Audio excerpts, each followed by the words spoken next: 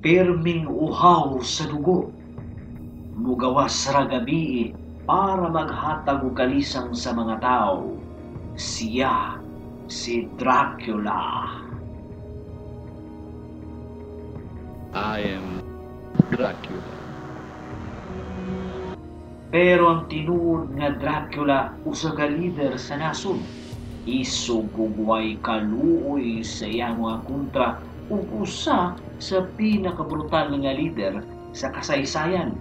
Siya si Vlad Dracula, ang prinsipe sa Wallachia o Romania sa panahon karon.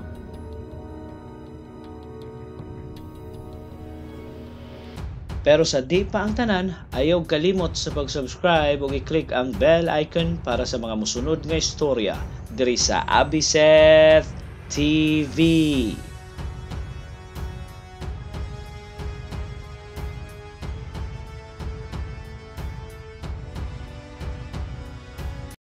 Si Vlad kay anak sa hari sa Wallachia o Romania sa panahon karon. Ug niadtong 1442 siya ug ang iyang igsuon nga si Rado gipadala sa ilang amahan sa Constantinople, ang kapital sa Ottoman Empire, para himong hostage sa sultan. Para mapadayon ng pagkapatinud-anon sa iyang amahan, isip usa ka puppet king sa Wallachia ilawom sa Imperyong Ottoman.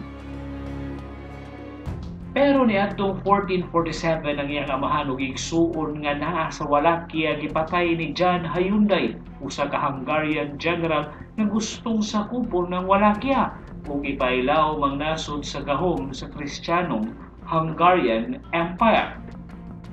Human masakop ang nasod ni Vlad sa mga Hungarians, gibutang nga bag-ong hari ang iyang igagaw nga si Vladislav II ni General Hyundai.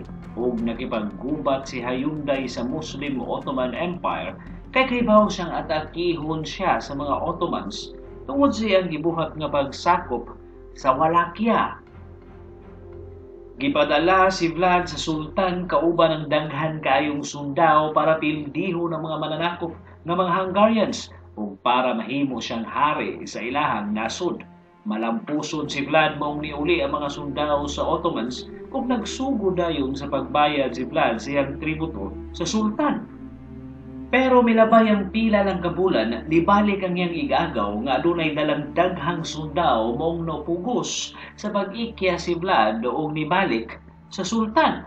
Samtang ipamunuan sa iyang igagaw ang Wallachia ang relasyon niini sa Hungarian Empire, naguba kung diin si Vlad na ang gisuportahan sa mga Hungarians para makuha niyang balik ang iyang trono nga sa iyaha man yutong tronuha.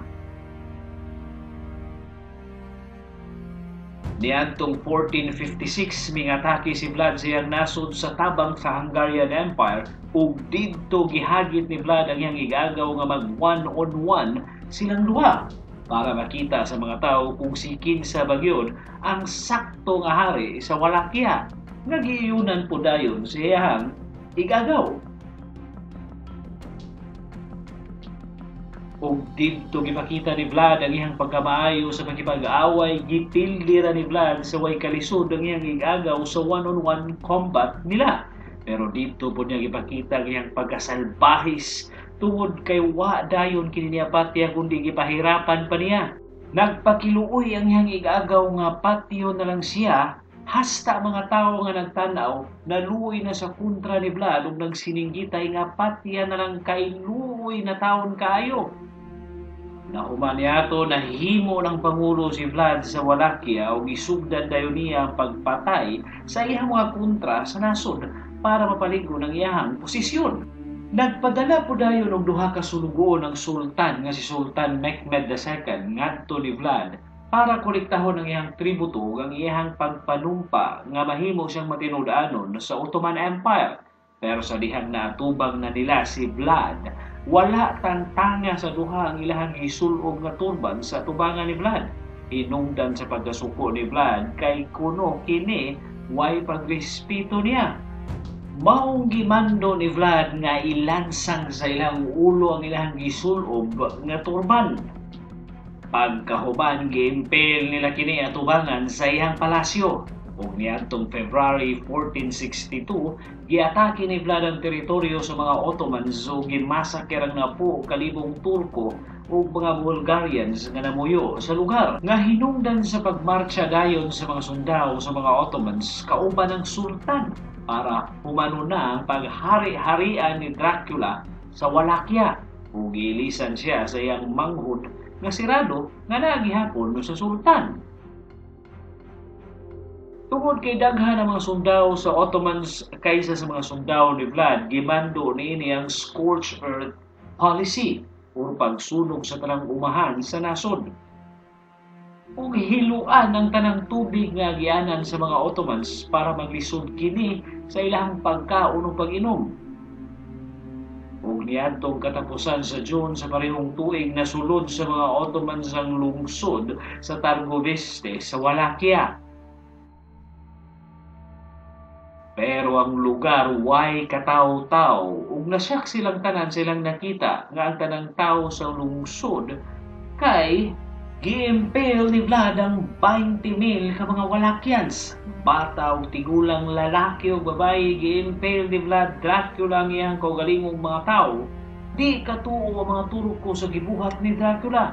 Maong gidala sa atubangan ng sultan para makita niini mismo. Na-shock pod kini siyang nakita nga daghan kayong tao ang natusok sa stick nga nakabarog labi na mga babae nga naay mga puyang bata nga gitusok pod lapos sa lawas sa ilang inahan ng stick.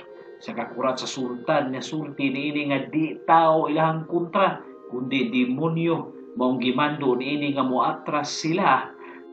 Pero nagbili na gunong kalibo nga sundao sa lugar ug ang igsuon ni Vlad nga si Rado. Pero kadaghanan sa mga sundao ni Vlad ni balhin ngadto siyang igsuon tungod sa sobrang kasalbahis ni Vlad sa iyang mga tao.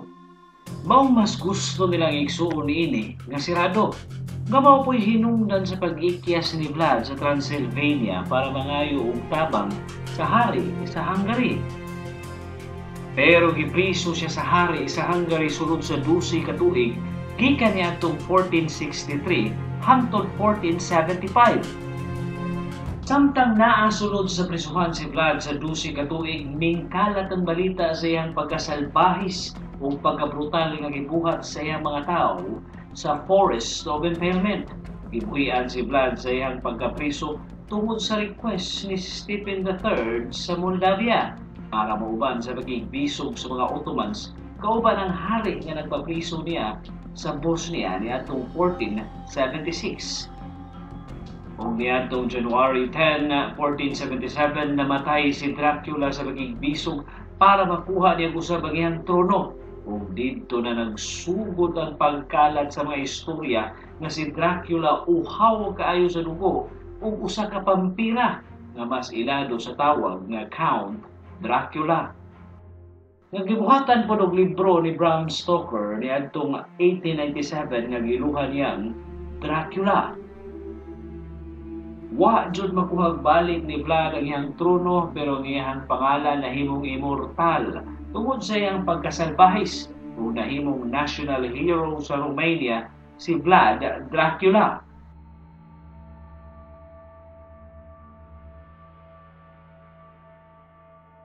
Dire na lang kuto mo kayo kalimot sa pag-subscribe diri sa Abiset TV para sa mga musunod nga videos. Daghang salamat sa pagtanaw.